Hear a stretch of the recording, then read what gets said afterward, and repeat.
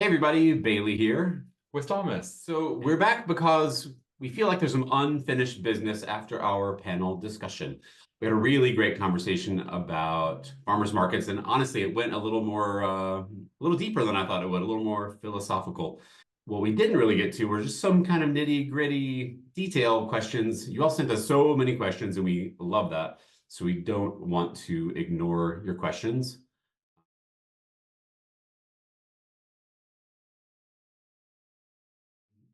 One thing you need to do is just make sure they're very secure, that they are not falling over. We had kind of Metro rack shelves, and we knew how tall of a bucket could go on each shelf. And we would make sure that our bouquets or our bunches were cut to a certain level because we knew they would fit there the next morning when we're pulling from the cooler and putting them in the truck. Things like lilies, they don't mind being out of water for a bit.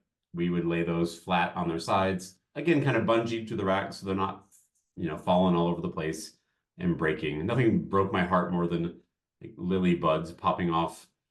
You spend all this time growing them and then you damage them yourself in transit.